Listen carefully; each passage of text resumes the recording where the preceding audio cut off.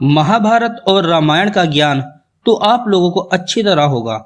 इन दोनों युद्ध में एक से बढ़कर एक वीर थे, लेकिन रामायण काल में एक ऐसे वीर भी थे जिनकी शक्तियों की तुलना रावण, मेघनाथ, कुंभकर्ण, अंगद, यहाँ तक कि पवन पुत्र हनुमान जी से भी की जाती है। वह वीर कोई और नहीं बल्कि जामवंत जी थे। जामवंत जी का जन्म तब हुआ जब इस ब्रह्मांड की भी रचना नहीं हुई थी।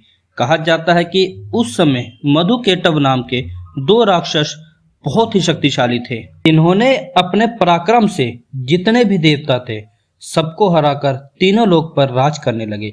यह अपने शक्तियों के घमंड में इतने चूर हो गए थे कि वे ब्रह्मा जी के पास पहुंच गए और उन्हें चुनौती देने लगे और अपने पराक्रम से जोर की हुंकार लगाई। उनके ललकार से ही ब्रह्मा जी ने अपना पसीना निकाला और ब्रह्मा जी के उसी पसीने से ही जामवंत जी का जन्म हुआ था। उनका जन्म ब्रह्मांड की रचना से पहले हुआ था, इसलिए उनकी आयु और जन्म तिथि का अनुमान नहीं लगाया जा सकता। जामवंत जी ही वह महान शख्स थे जिन्होंने हनुमान जी की शक्तियों को उन्हें याद दिलाया था, जो हनुमान जी भूल चुके थे। जब जामवंत जी हनुमान जी और सुग्रीव व उनकी सेना श्री रामचंद्र और लक्ष्मण जी के साथ माता सीता की खोज में समुद्र किनारे पहुंचे थे, तब उस स्थान से रावण की लंका की दूरी बहुत थी, जिसको पार कर पाना सबके बस का नहीं था। जामवंत जी की शक्तियों का अनुमान सबको नहीं था। उस समय उन्होंने कहा था कि वह एक ही छलांग में वह दूरी नाप सकते हैं, परंतु अगर वह वृद्ध न होते फिर भी वह एक छलांग में 90 योजन की दूरी तय कर सकते हैं, लेकिन वह 100 योजन से भी ज्यादा था। जामवंत जी के वृद्ध होने की जानकारी हमें कम रामायण में मिलती है।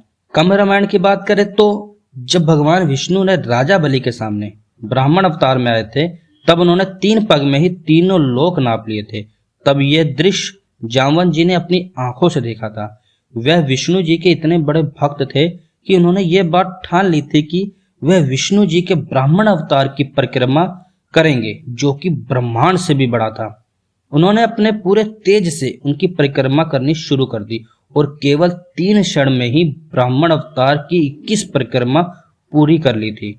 इससे आप उनके पराक्रम और शक्तियों का अंदाजा लगा सकते हैं। लेकिन जब वह अपनी तीव्र गति से परिक्रमा कर रहे थे, तब उनके पैर का नाखून महामेरु पर्वत को लग गया था, जिस कारण महामेरु पर्वत क्रोध में आ गए और क्रोध में आकर ही उन्होंने जामवंत जी को श्राप दे दिया था। जिस तरह तुम्हें अपनी युवावस्था में अपनी गति का घमंड है, उसी गति से तुम्हारी यह युवावस्था तुमसे छिन जाएगी। उनकी शक्तियों का वर्णन हमें रामचरितमानस में भी मिलता है। जब रावण और राम की सेना के बीच युद्ध चल रहा था, उस समय जामवंत जी ने युद्ध तो नहीं किया, परंतु वानर सेना की काफी मात्रा में क्षति पहुंचता देख क्रोध में आ गए थे और अपने क्रोध में आकर इतने जोर से रावण की तरफ छलांग लगाई कि उनके पैर का प्रहार जब रावण की छाती पर लगा तो वह तुरंत जमीन पर गिर पड़ा और मूर्छित हो गया।